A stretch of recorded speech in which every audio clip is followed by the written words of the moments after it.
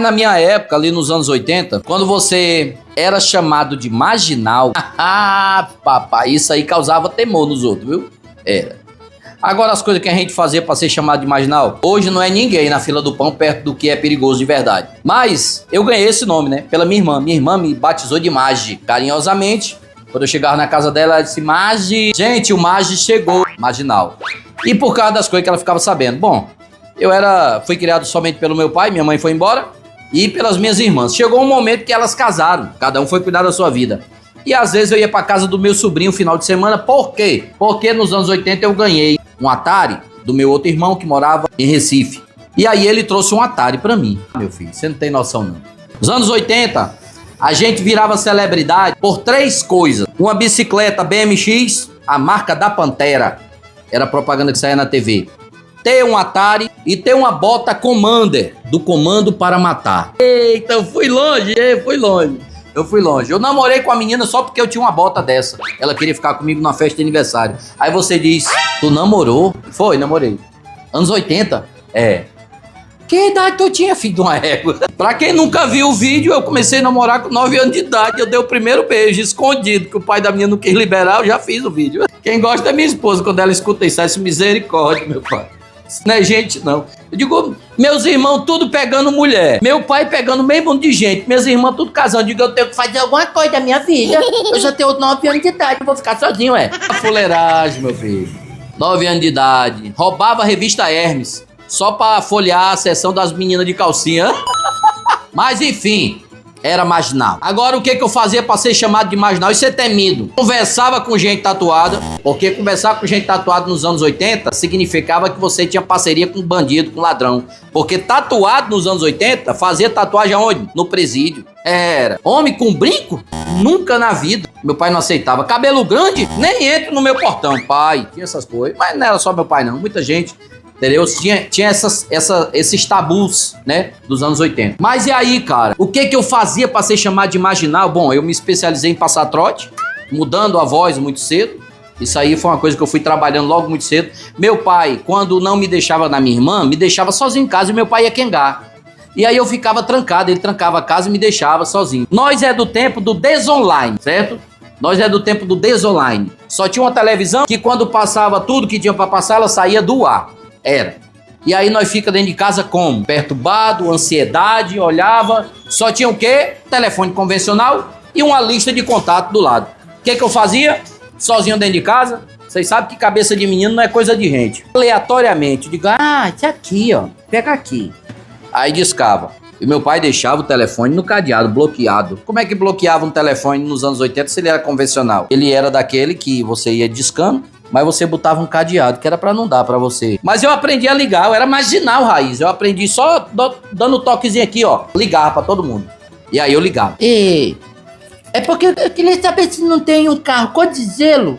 Eu queria saber um carro cor de gelo na frente da sua casa, por favor.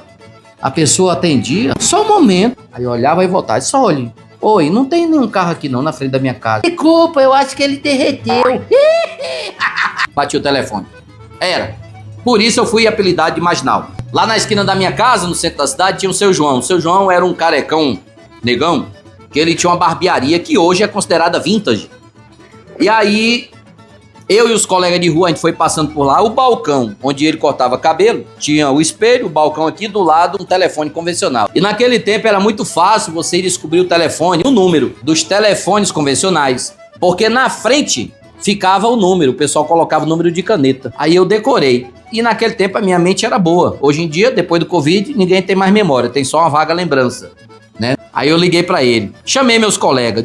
Bora lá pra oficina de pai, aí nós passamos um trote pro seu João. E o pessoal, cedo, teu pai descobre, teu pai vai te bater de novo, tu não tem pena não de tu não. Naquele tempo, meu filho, eu fiz amizade íntima com o cinto e com a sandália havaiana.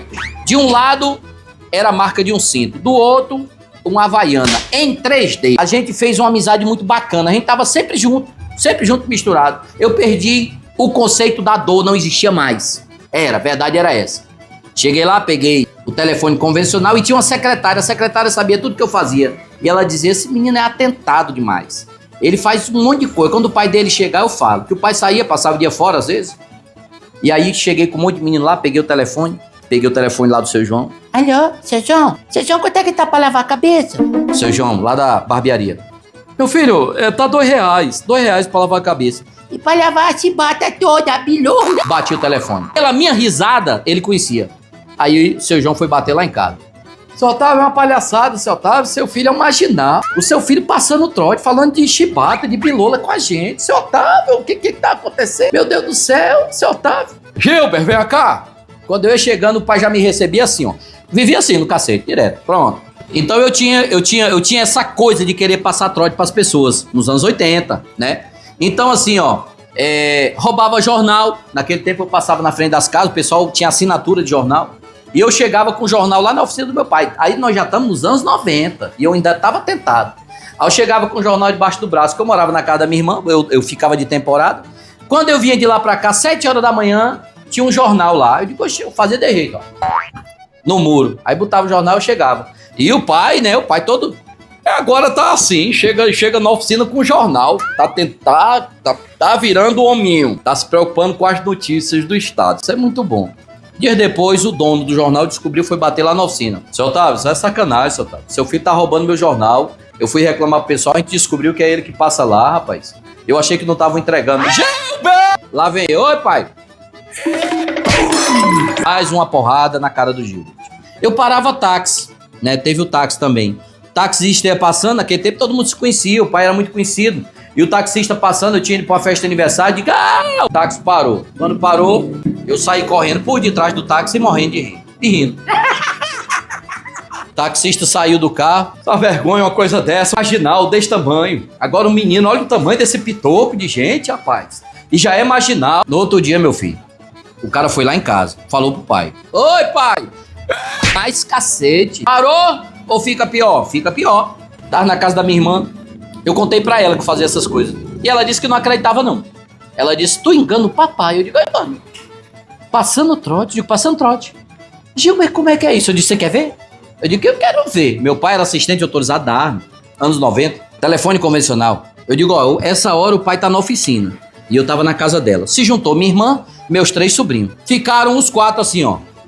Eu queria falar com o seu Otávio. Obrigado. A secretária atendeu. Alô, o que é que se trata? Boa tarde. Seu Otávio. Seu Otávio, assim, tá chata a situação. Já levei um aparelho 2 vezes. Ele continua dando problema. Eu quero saber como é que nós vamos fazer pra resolver esse negócio. O senhor se diz assistente autorizado, mas seu serviço não presta. Eu acho que você deve estar falando com a pessoa enganada. Eu tenho um nome a zelar e você me respeite, porque eu não sei nem de que buraco você saiu. Certo? E se você quisesse resolver, você tava aqui. Não tava com mangolfazinha, com um negócio, com piadinha em telefone. Pra mim isso aí é piadinha. Seu Otávio, o senhor tá falando com um advogado muito sério. Eu não aceito que o senhor fale assim comigo. Eu estou indo pra delegacia, eu vou dar parte, eu vou no PROCON também, porque isso é um desacato. O senhor dizer que é assistente autorizado botando peça velha no meu ventilador. E por que você não vai pra baixa da égua com seu diploma de Kenga? Você tá pensando o quê, seu caba safado? Eu não saí do seringal pra ouvir porcaria de gente aqui na... O pai, quando ele tinha raiva, ele começava a sentir dor nos rins. Era dor no peito e dor nos rins. Quando alguma coisa tirava ele do... E eu consegui fazer isso com ele nesse dia. Desse jeito fica complicado, eu não vou discutir com uma pessoa que não gosta de ouvir a segunda opinião dos outros, mas o senhor vai ser chamado e a gente vai resolver isso de outra forma. Filho de uma égua, por que você não vai se lascar, seu à toa? A secretária pegou o telefone. Alô, olha, seu Otávio não tá bem, ele tá passando mal, tá? Por favor, se o senhor tiver alguma reclamação, só vem aqui, pessoal. Seu Otávio, só um momento, pelo amor de Deus. O moço, eu digo, ei, é Gilber. É Gilber. É quem? É Gilber. Cadê? O que o pai tem? Gilbert, pelo amor de Deus, teu pai tá passando mal. Bel, fala aqui, o pai tá passando mal. Oi, aqui é a filha dele, é a Isabel. Meu Deus do céu, então era uma brincadeira. Papai, chama o papai. Aí chamaram o pai, ela chamou. Alô? Papai, é Isabel. Olha, foi Gilbinho dizendo que passava trote, não sei se foi ele, pai. Esse filho de uma égua, eu sabia que eu devia ter deixado a mãe dele levar ele. Esse filho de Kenga, esse filho de burro com ema. Esse pitoco de gente, mande ele vir pra cá, que eu tenho um negócio que tá esperando ele. Eu vou acabar com a vida desse mau elemento, capa safado. Cheguei nesse dia, apanhei dele e apanhei do meu irmão, lá na oficina. Hoje, perto do que a gente fazia, a gente não é ninguém na fila do pão. Parou? Nunca. Fez foi piorar.